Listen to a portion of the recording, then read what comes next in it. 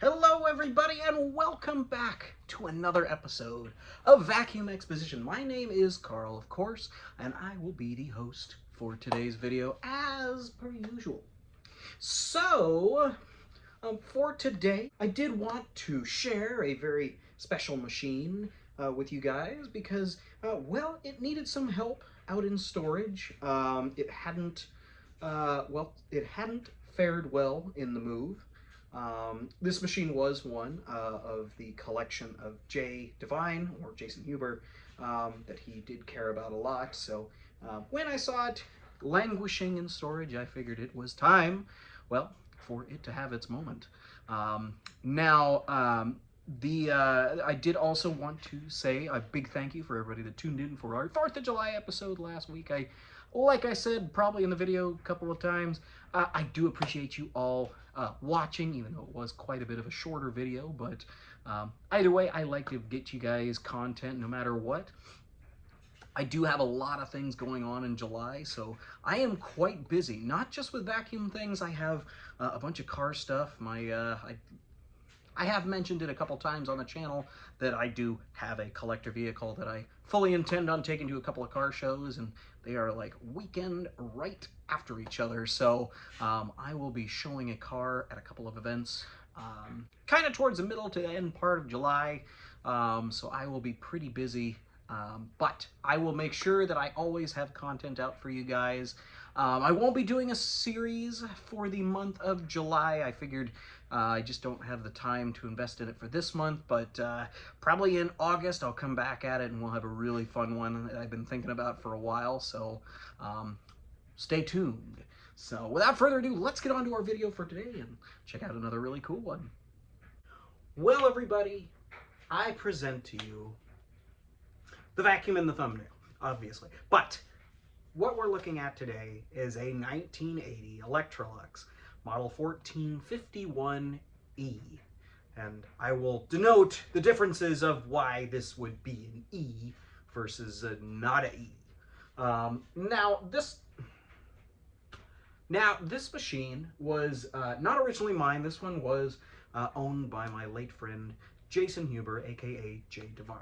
This was a very special machine to him because he felt so enthralled with it that he wanted to make a video of this exact vacuum cleaner right here.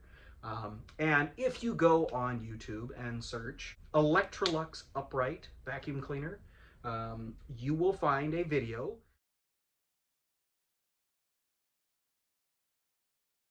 I believe it was under the name Joseph Hunter was his YouTube channel, mostly because he liked his privacy, but he liked to upload his videos still. But either way, Jay loved this machine. It happened to be one of those occasions where it was a serendipitous moment when he found it. It was his, and then he gave it to somebody as a gift. They had held on to it for several years, and then miraculously it showed up at a thrift store that was close to where he lived in Wichita. So he snapped it up and brought it back home, and that's where it lived. Of course, he did his video of it running, and that was about 10 years ago. Since then, I doubt that he had used it very much. It definitely had a good layer of dust on it when I went to help clear out his house after he had passed away.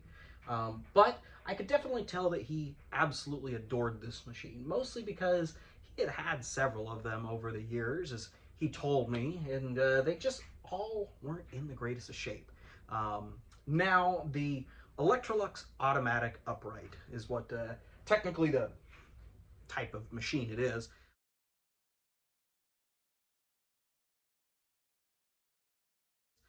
Was a creation that came out in the 70s by Electrolux, where they thought they could come up with an upright vacuum cleaner, which they did, kind of.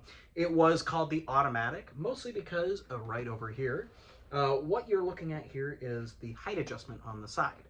Now, the way that it would work, essentially you had a high versus a low, and you would push this button right here and slide this little lever right there to essentially change the height adjustment of the whole front end. Now, in terms of the motor, it did use, I believe, the same as a Electrolux Olympia canister. That was the same canister line that this would have gone with. They did come out with several other versions of this machine, but that was the one that would have gone with this.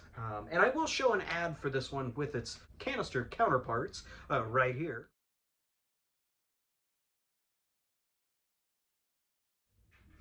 As you can see, matching colorways, and I also have the other canisters, and maybe we'll do a big picture with all of them at some point when we do a video on those canisters someday, maybe. Either way, these machines were very ahead of their time. They did have a lot of different features and different ways to indicate things. They had sensors and vacuum gauges and all kinds of crazy stuff. You would have, of course, had your motor in here, along with your automatic, you know, raisey-lowery height adjustment. But then inside here, you would have had your bag, and I will open the bag compartment right there. You can see you have a very different bag than the canister. And then you would have had a safety switch that was right here that would have been triggered by having a bag in the machine. So you couldn't turn this on without a bag, which I guess is a good idea because, you know, you don't want to get a whole bunch of schmutz all over the inside of this thing.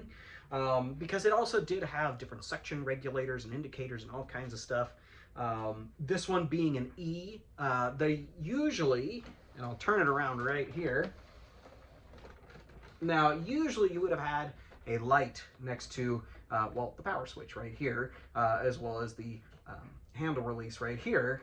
You would have had a light that would have indicated if your bag was full, because it would essentially cut off suction. On the E model, you'd have instead had a light right here that would turn on if you lost suction. So very, very interesting little pieces of technology they implemented on this machine. Now, it didn't come without its share of fail points. With all of the technology that was involved in this machine, unfortunately, Electrolux, well, they had a lot of recalls, and they did have a lot of people returning their vacuum cleaners, well, just because of how many things were failing. Even today, you know, we still have things like, well, brittle plastic and stuff that is still going on. Even if you keep these absolutely perfect, you still have to worry about things like that. I've already had to do some extra bracing on some stress fractures that had formed on it, but it looks like they've actually come out pretty well now. Now, in terms of servicing this machine, it is difficult, and let me tell you, I got my fair share with this machine. Now, when I got it back from Kansas, it had gotten a little beat up, unfortunately. So it had, of course, sat in a storage unit for about 4 years, and it had a machine that was sat right up against the hood. So unfortunately, the hood did get a couple of scuffs here and there that I wasn't able to get out, but I was able to fix a little bit cosmetically. It did have a couple of issues that I wasn't sure why they were happening. Now, one big one was the handle recline. The handle recline on this, as I showed you, there was just a little button that you would push and that would recline your handle. The way it did that was basically by using, well, the same technology of a bike lock. It was just a cable inside of a sheath. You would push it down. There was a spring at the very end, just to kind of pull up a little post, and that would allow you to recline the handle. Unfortunately, over time, that seized, and I had to work that for quite a while trying to get it to unseize, because now, of course, we can recline the handle, but it was certainly very full. But I also did have to figure out what was going on with why it wasn't turning on. Now, I had watched several videos on these machines. Several people have done, you know, they've taken them apart and done things, serviced them and all that kind of stuff. But for some reason, when I plugged it in, it was not turning on. Now, I had to play with it for a while, but I figured out that the bag that was in it was just a little bit worn. They did have a cardboard type piece on the top of the bag. I think just over time, it lost a little rigidity, and it wasn't quite pushing down the release so as to start the motor. because unfortunately, when that little release is not pushed and there's no bag in there, it won't allow it to turn on. So I was trying to figure out what was going on because it was definitely not cooperating. But a little bit of playing with it, figuring it all out, and it turned on no problem.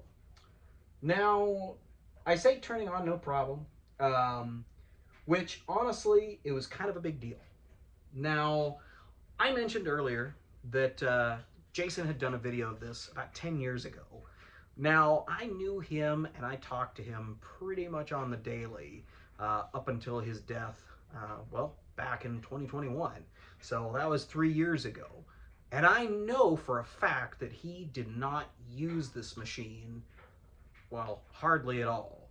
So I would be willing to bet that this machine hadn't been turned on until today, well, for almost 10 years, which is kind of special, you know? Obviously, you know, whenever somebody else passes away and leaves a vacuum cleaner, you know, it's always kind of a monumentous occasion when you fire it up for the first time since them.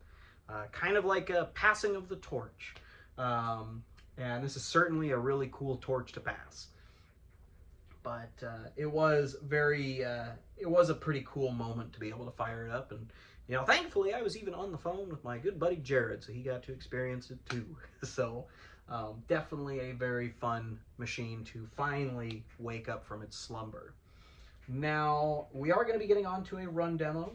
Like I said, there is already technically a run demo online, and had quite loud music, but honestly, this machine is pretty quiet, so kind of made sense to have music. Unfortunately, I'm still figuring that part out, so I don't have any music for us today, but we do have the soft, sweet sound of the Electrolux 1451E to enjoy. So let's get on to our run demo. All right, so we have the 1980 Electrolux model 1451E all set up and ready to go. We're going to cruise it across the floor a few times and see how it does again, and then we'll go from there.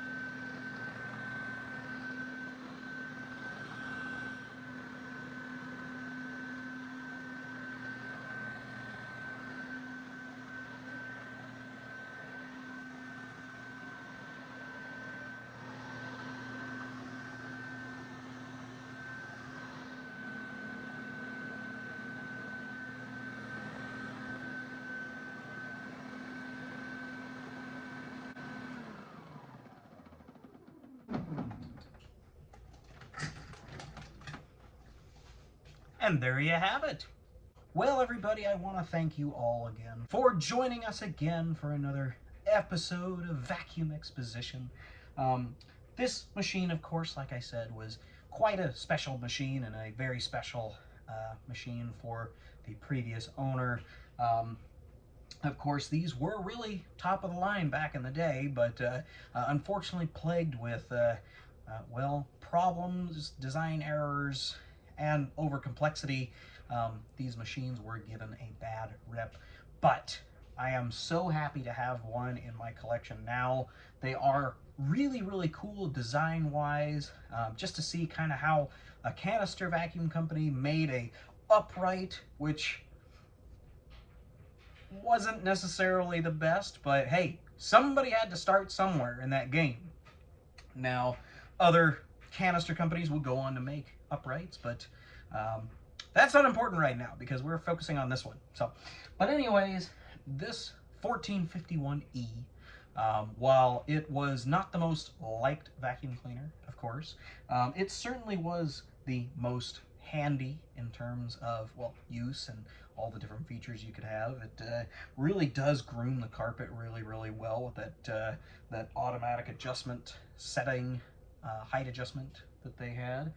I am really proud to be able to get this thing back up and running and looking pretty good again, and kind of fix some of the little things that happened to it in the move. Like I said, these were really fragile, so moving across the country, not necessarily its most fun thing, but it definitely did come out really well, and I'm really, really proud of it.